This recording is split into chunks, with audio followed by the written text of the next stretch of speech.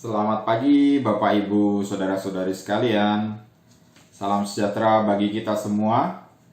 Kembali kita akan merenungkan firman Tuhan. Kita akan bersama-sama membacakan firman Tuhan. Kita akan membacanya dari kitab Roma, pasalnya yang ke-12, ayat yang pertama sampai dengan yang kedua. Roma 12 ayat pertama sampai dengan yang kedua. Karena itu saudara-saudara, demi kemurahan Allah, aku menasihatkan kamu, supaya kamu mempersembahkan tubuhmu sebagai persembahan yang hidup, yang kudus, dan berkenan kepada Allah. Itu adalah ibadahmu yang sejati. Janganlah kamu menjadi serupa dengan dunia ini, tetapi berubahlah oleh pembaharuan budimu, sehingga kamu dapat membedakan manakah kehendak Allah, apa yang baik, yang berkenan kepada Allah, dan yang sempurna. Demikian pembacaan firman Tuhan. Berbahagialah setiap kita yang melaksanakan firman Tuhan dan memeliharanya di dalam kehidupan kita hari lepas hari. Bapak, Ibu, dan saudara-saudara yang terkasih, pada saat ini kita akan berbicara tentang hidup yang diubahkan. Dalam artian yang namanya perubahan itu seringkali terjadi setiap saat, sering terjadi di dalam kehidupan kita hari lepas hari. Perubahan bisa terjadi dari hal yang baik menjadi hal yang kurang baik, atau bahkan sebaliknya. Perubahan itu terjadi dari hal yang kurang baik menjadi hal yang lebih baik, bahkan sangat baik di dalam kehidupan kita. Perubahan ada yang berjangka waktu cepat, perubahan ada yang berjangka waktu lambat, yang membutuhkan waktu yang bertahap, sehingga pada saatnya, pada waktunya, perubahan akan terjadi pada diri kita sebagai manusia. Dan perubahan-perubahan itu juga terjadi pada lingkungan di sekitar kita. Sebagai contoh, pada saat ini kita masih hidup di dalam kondisi pandemi COVID-19, di mana kondisi pandemi ini menuntut kita untuk kita mengikuti perubahan gaya hidup kita, yang tadinya hidup kita yang biasa-biasa saja, sekarang diharapkan kita harus berperilaku hidup yang sehat. Nah, Bapak, Ibu, saudara-saudari sekalian, jika kita mendengar istilah perubahan, kita bisa melihat dari suatu perubahan bentuk, atau bisa disebut dengan transformasi. Kita bisa melihat perubahan seekor ulat. Seekor ulat akan berubah menjadi kepompong, dan dia akan bertransformasi menjadi seekor kupu-kupu. Warnanya sungguh bagus, sungguh indah, dan kemampuan bertransformasi tersebut dibutuhkan jangka waktu beberapa saat, sehingga si ulat tersebut dapat merubah bentuknya menjadi kupu-kupu yang sangat indah. Bapak, Ibu, saudara-saudara sekalian, kita selaku orang Kristen, selaku orang beriman, perubahan pasti terjadi di dalam kehidupan kita. Apalagi di saat kita menerima Yesus Kristus sebagai juru selamat kita. Di dalam lembaga riset Kristiani di Amerika Serikat, di sana ada 100% responden, dan dikatakan bahwasanya ada 50% mereka berubah itu karena mereka berubah karena keterpaksaan. Sehingga apa yang memaksa dia menjadi merubah pola hidup, merubah gaya hidupnya untuk menjadi lebih baik. Terkadang di saat kondisi kita lagi sakit, saat kita menjadi lemah, di situ kita berubah menjadi orang Kristen yang taat akan Tuhan, berdoa siang malam, memohon pertolongan Tuhan untuk Tuhan dapat sembuhkan kita dari kondisi sakit kita. Dan responden berikutnya 40% menyatakan bahwasanya mereka berubah karena niatan mereka sendiri. Karena mereka sudah berniat ingin berubah, dengan demikian mereka akan merubah pola hidup dengan sendirinya. Dan 10 responden menyatakan tidak tahu perubahan yang dia alami itu karena apa. Apakah itu karena benar-benar niatan sendiri atau karena keterpaksaan? 10 responden menjawab tidak tahu. Nah, Bapak Ibu saudara-saudari sekalian, berbicara tentang hidup yang diubahkan ini, kita juga mesti bersiap di dalam kehidupan kekristenan kita, bahwasanya Tuhan yang telah rela menopang kehidupan kita, menebus dosa kita, sehingga Dia mampu merubahkan hidup kita menjadi lebih baik lagi. Terkadang seringkali kita sebagai umat Kristen, bahkan sebagai umat manusia, kita seringkali berbicara, ya beginilah saya, jadi terimalah saya apa adanya. Nah, dalih-dalih yang semacam ini menganggap bahwasanya kita manusia lama, kita manusia yang belum diubahkan, dan kita belum sungguh-sungguh menerima Yesus sebagai juru selamat kita.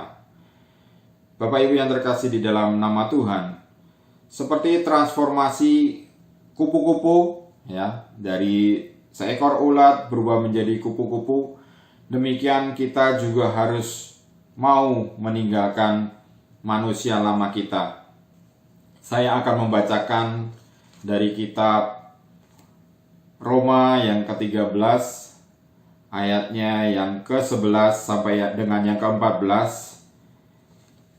Di sini dikisahkan bahwasanya tentang Paulus berbicara kepada jemaat di Roma.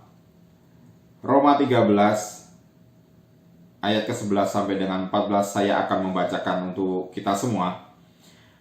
Hal ini harus kamu lakukan karena kamu mengetahui keadaan waktu sekarang, yaitu bahwa saatnya telah tiba bagi kamu untuk bangun dari tidur. Sebab sekarang keselamatan sudah lebih dekat bagi kita daripada waktu kita menjadi percaya. Hari sudah jauh malam, telah hampir siang. Sebab itu marilah kita menanggalkan perbuatan-perbuatan kegelapan dan mengenakan perlengkapan senjata terang. Marilah kita hidup dengan sopan, seperti pada waktu siang hari. Jangan dalam pesta pora dan kemabukan. Jangan dalam percabulan dan hawa nafsu. Jangan dalam perselisihan dan iri hati. Tetapi kenakanlah Tuhan Yesus Kristus sebagai perlengkapan senjata terang, dan janganlah merawat tubuhmu untuk memuaskan keinginannya. Hal ini ditekankan oleh Rasul Paulus untuk supaya kita sebagai umat manusia yang diubahkan oleh Yesus Kristus, kita harus siap meninggalkan perbuatan-perbuatan kegelapan kita dan kita mengenakan Yesus sebagai senjata terang. Bapak, Ibu, saudara-saudara yang terkasih, perubahan di dalam kehidupan kita itu akan mengikuti beberapa langkah-langkah dan tidak mudah. Bahwasanya berubah itu memang sulit. Untuk merubah diri itu sungguh-sungguh sulit. Sehingga diperlukan step by step kita akan merubah kemampuan kita, merubah diri kita. Sebagai contoh, di dalam kisah Zakeus, Tuhan mengubahkan dia yang tadinya dia menjadi orang yang sangat sombong, dia orang yang sangat arogan. Dengan dia melihat Yesus, dia langsung berubah dirinya menjadi orang yang dermawan, memberikan kebaikan hatinya untuk orang-orang di sekelilingnya, bahkan berlipat ganda. Pada saat ini kita juga diajarkan bahwa perubahan itu harus berdampak bagi orang-orang di sekeliling kita. Ada salah satu kehidupan kita yang kita telah menerima Kristus, kita harus menjadi lebih baik untuk lingkungan di sekitar kita, bahkan di setiap pelayanan kita. Berubah mengikuti kehidupan teladan Kristus, menyesuaikan diri kita sesuai dengan keinginan Kristus, yaitu apa yang telah kita baca melalui firman Tuhan, kita dapat melaksanakannya dalam kehidupan kita, melakukan firman Tuhan, dan kita harus memelihara firman Tuhan. Yang kedua, kita berbicara tentang perubahan, yaitu berubah mulai dari diri sendiri. Sungguh sulit merubah diri sendiri. Jika kita ditanya apakah kita mau diubahkan, jawab kita pasti mau. Tetapi, apakah ada niat di dalam perubahan tersebut? Kemauan untuk berubah sangat tinggi di dalam kehidupan kita. Tetapi, apakah niatan ada di dalam kehidupan kita? Kita tidak mampu merubah orang di sekeliling kita, tetapi kita harus mencoba mulai dari diri kita sendiri untuk berubah. Berubah dari kepribadian kita, seperti yang dikatakan, berubahlah oleh pembaharuan budimu. Kita harus merubah pola pikir kita. Dari kita yang biasa berpola pikir negatif, kita harus membiasakan diri berubah, memberikan pemikiran-pemikiran positif, sehingga apa yang kita lakukan, sehingga apa yang kita akan perbuat, semuanya berdampak demi kebaikan bagi sekeliling kita. Kemudian di dalam perubahan itu, kita harus memulainya dari sekarang. Sebaiknya semenjak kita menerima Yesus, kita juga sudah memiliki perubahan tersebut di dalam kehidupan kita. Perilaku kita di saat menerima Yesus, kita harus melaksanakan kehidupan kita juga yang dipandang orang lain, bahwasanya kita juga harus berlaku di dalam kehidupan kita seturut dengan apa yang telah Tuhan firmankan untuk kita. Dan yang memiliki perubahan di saat kita ingin diubahkan, kita juga harus memiliki tekad yang bulat, bahwasanya kita akan serius mengikuti perubahan yang Tuhan berikan di dalam kehidupan kita. Berkat Tuhan senantiasa hadir di dalam kehidupan kita di saat kita mengalami perubahan untuk senantiasa dekat dengan Tuhan. Kita mampu memberikan talenta yang telah Tuhan berikan untuk kita menjadi pelayan-pelayan bagi sesama kita. Apa yang kita miliki, apa yang sudah kita dapat pada saat ini, hendaklah kita juga bisa menjadi berkat bagi sesama kita, menjadi orang yang berguna bagi lingkungan di sekitar kita.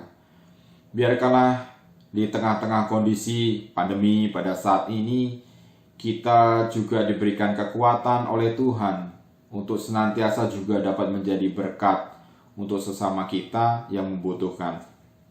Tuhan senantiasa memberikan kekuatan bagi kita di setiap kehidupan kita. Di saat kita melaksanakan pelayanan-pelayanan kita, Tuhan senantiasa memberikan suatu kekuatan. Dan yakin bahwasannya di dalam Tuhan Yesus Kristus kita dijadikan menjadi orang yang benar. Dan orang yang benar yang berjalan di dalam jalan Allah, di dalam jalan Tuhan, berkat Tuhan selalu melimpah untuk kita. Dan kiranya Tuhan senantiasa menolong kita di dalam kehidupan kita hari lepas hari. Biarkanlah kita menjadi berkat untuk sesama kita.